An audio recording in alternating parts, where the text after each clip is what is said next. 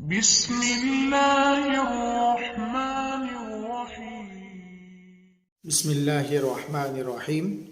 دوستو، آج دوسرا سبق ہمارا چالو ہو رہا ہے،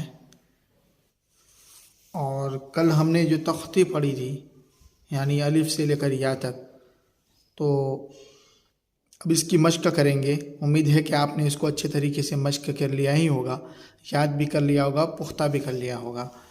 آج امتحانات ہے، یعنی میں نے آپ کو بتایا تھا کہ اس کے اندر اتنی محنت کریں کہ اگر کوئی بندہ پوچھے کہ یہ لفظ کیا ہے تو ہم اس کو بتا سکیں۔ تو آج اسی طریقے سے یہ ہے، امتحانات کے اندر یہی ہوگا، یہی لفظ یہاں پر لکھے ہوئے ہیں، یہی حروف ہے یہاں پر، لیکن اب ان کو الگ الگ لکھ دیا گیا ہے۔ اب ہماری امتحان شروع ہوگا، تو چلیے شروع کرتے ہیں۔ بسم اللہ الرحمن الرحیم۔ تا، اب یہاں پر دیکھیے کہ تا کہاں پر ہے، تو یہ رہا تا۔ پھر تو اب یہاں پر تو کہاں ہے، دیکھیے یہ رہا تو۔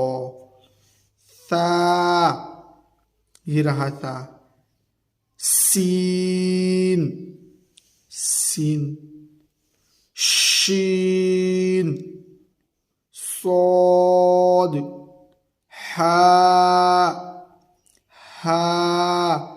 دیکھیے اس کے اندر ایک کمال یہ ہے کہ تو تا کا مخرج قریب قریب ہے، یا تو ایک ہوگا یا قریب قریب ہوگا۔ یہاں پر دیکھیے ایسے ہی پوری تمام تختی کو یہاں پر پھر سے لکھا ہے، لیکن اس میں یہ فرق کیا ہے کہ یہاں پر جو مخارج میں قریب قریب ہوں گے یا ایک ہی مخرج ہوگا، ان کو پاس پاس میں لکھا ہے۔ ذرا دیکھیے، اس میں غور سے دیکھیں گے تو پتہ چلے گا، اور آگے انشاءاللہ ہم آپ کو مخارج بھی سکھائیں گے۔ خو، قوف، یہ بڑا قوف ہے، اب چھوٹی کاف یہاں پر نہیں لکھی ہے۔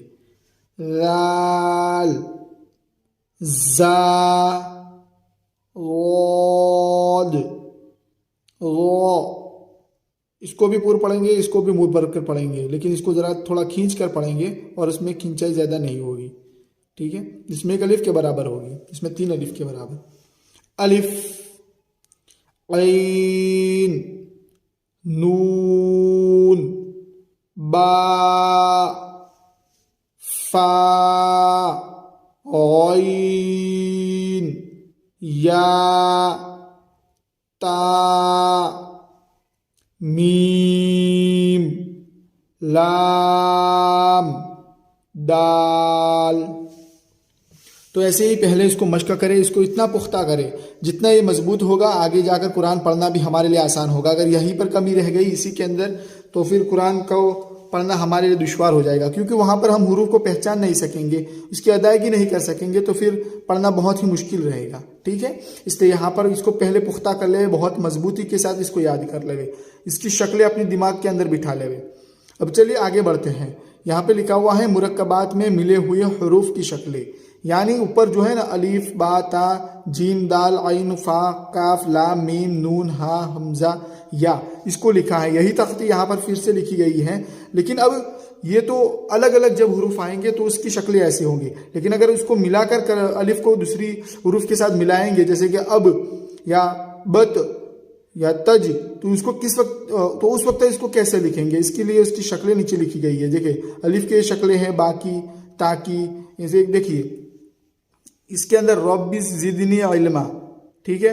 تو اب یہاں پر عین، یہ عین لکھا ہوا ہے، لیکن اس کو عین کو لام کے ساتھ ملایا ہے تو اس کی شکل بدل گئی ہے، ٹھیک ہے؟ یہ والی شکل آ گئی ہے۔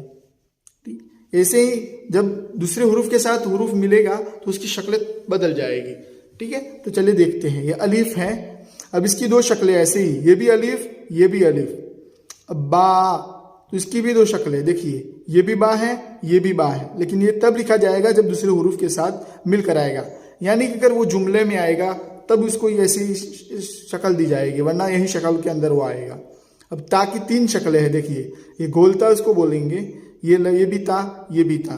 جیم، اس کی ایک شکل جب دوسرے حرف کے ساتھ مل کر آئے گا اس وقت اسی شکل میں آئے گا۔ اب دال کو بھی یہی شکل دی جائے گی جب دوسرے حروف کے ساتھ ملے گا۔ عین کی بھی 2 شکلیں ہیں، فا کو بھی، کاف، لام کا بھی یہی حال، میم کا بھی دیکھ سکتے ہیں۔ نون، جب نون کو دوسرے نون کے ساتھ، یہ تھوڑا زا کی طرح نظر آئے گا، ٹھیک ہے؟ لیکن اس کو فرق پڑ جائے، فرق ہمیں معلوم ہونا چاہیے کہ یہ زا ہے اور یہ نون ہے. ویسے وہ تو پتہ چل ہی جائے گا جب دوسرے حروف کے ساتھ مل کر آتا ہے. دیکھیے یہ نستعین کے اندر جو نون مل کر آیا تو اس کی شکل یہ ہے.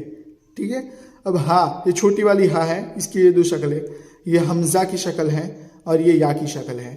تو دوستو اس کو بھی اپنے دماغ کے اندر بٹھا لے ہوئے اچھے طریقے سے، کیونکہ حروف جب قرآن پاک پڑھیں گے تو اس کے اندر یہی حروف زیادہ تر آئیں گے.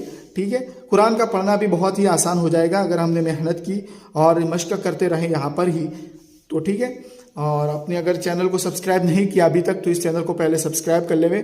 کمنٹ کے اندر اپنا اظہار کرے کہ کیسا لگا آج کا سبق. اگر کوئی سوال ہے آپ کو کوئی پوچھنا ہے تو آپ ہمیں کمنٹ کے اندر پوچھ سکتے ہیں. ملتے ہیں انشاءاللہ دوسرے آنے والے تیسرے سبق کے اندر. السلام علیکم ورحمۃ اللہ وبرکاتہ.